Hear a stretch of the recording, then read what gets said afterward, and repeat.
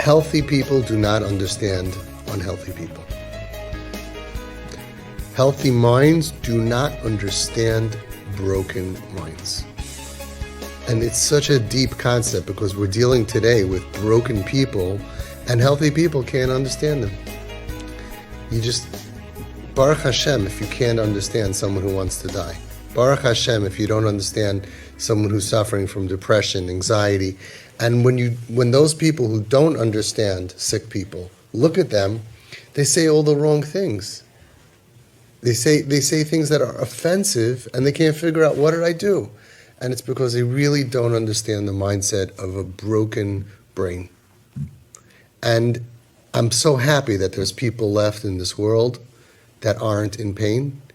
And I really should get out of here a little bit more often because I'm starting to think like everybody's in pain. And I realized, wait, that's only the people that I know.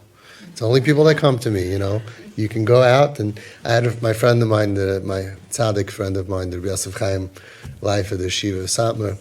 He told me, he said, Avi, you have to come sometimes at night, 12 o'clock at night, to whatever shtibel, to whatever shul. There's 100 guys koching and learning. You have to see, there's still some people that are frum and learning and geschmack and alive and lebedik, and you can't just deal with the street kids all the time. And it's true.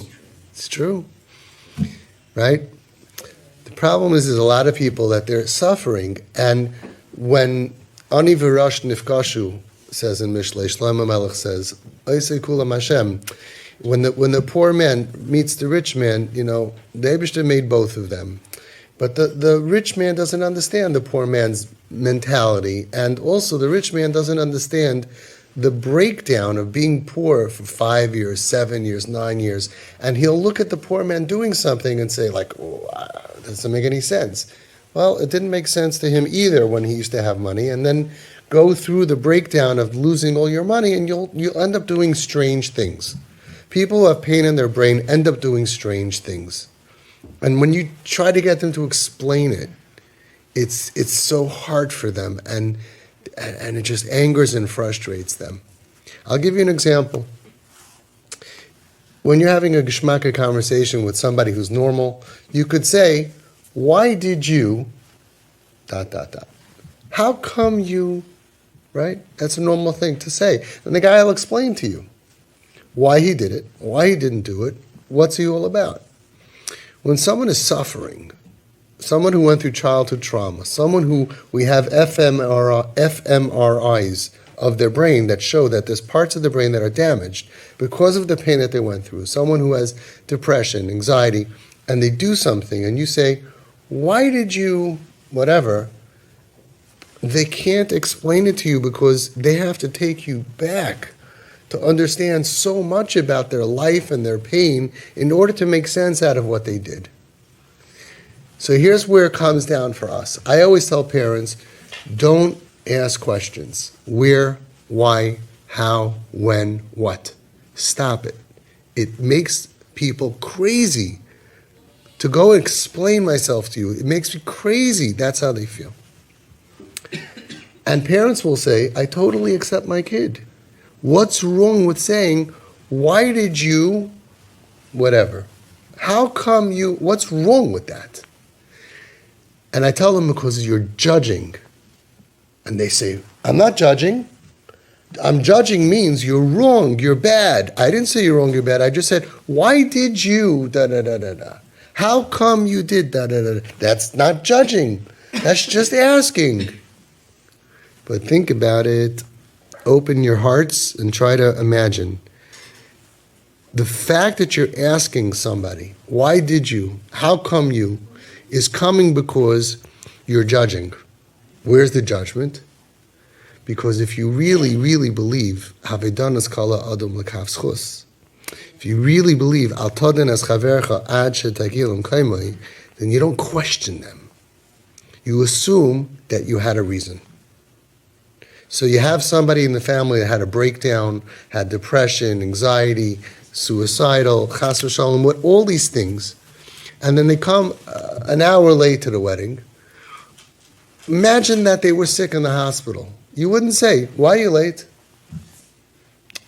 To your friend who's healthy, you could say, why are you late? Someone who you know never has yana machla, and he comes an hour and a half late to a close family wedding. Hey, where were you? How are you?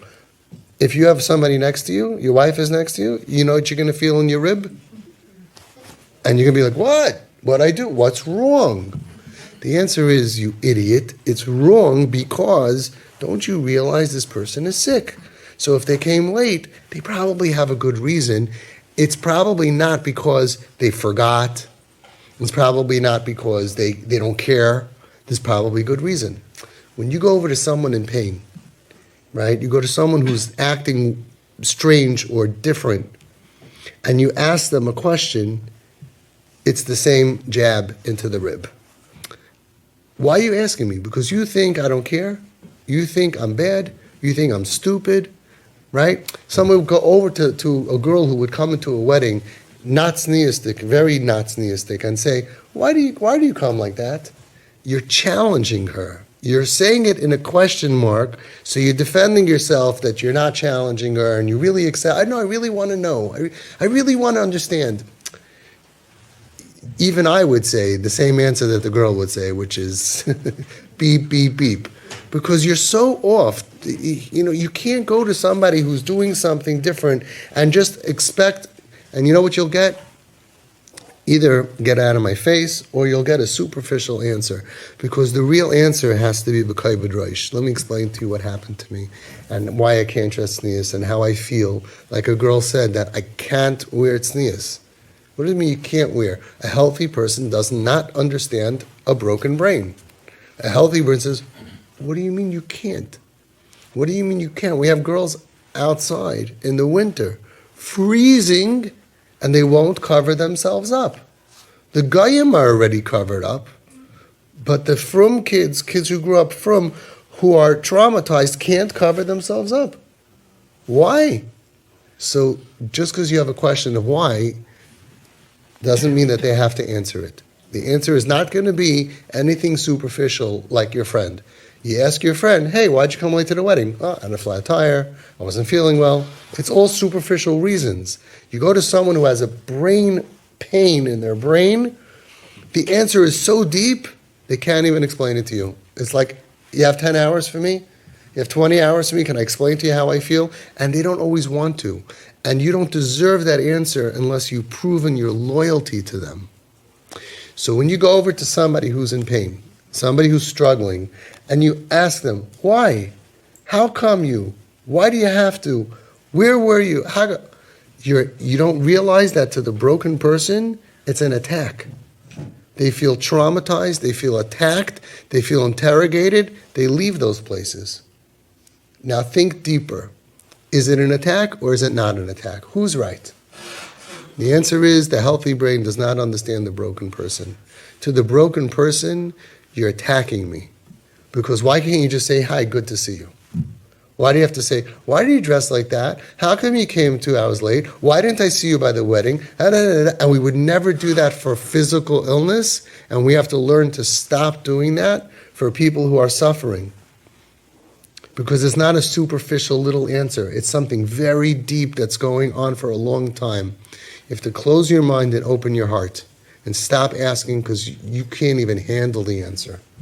You can't even handle if they gave you a syringe and put in for 1 minute the pain that they're going through, right? You wouldn't be able to take it. So when you see somebody misbehaving, assume that they're in pain.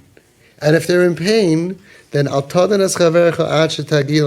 means I'm not going to judge you until I get to your place, and I'm not going to ask you because it's coming from judgment, because I'm assuming that you're stupid, you're bad, you're trying to antagonize, you have a message, and so many kids get hurt from that. So many kids get hurt because some chacham comes over and says, that's the way you come to the wedding, that's the way you come to the Shever Brachos, that's the way you come to the shul, what are you trying to say? You're trying to this, you're trying to that. And it's like all the kid needed to one day fix his ways is a hug. All they need is not judgment. So the chiddush is that when you ask questions, it's coming because internally you're judging the person. You don't understand them, And it's coming from you're assuming that they're bad or something like that. And you could say it with an innocent face. You could say with a beautiful, innocent face. But deep down, it's judgment. So now let me go back to what I said before. When people say, I didn't do anything, I just asked a question, it's really judgment.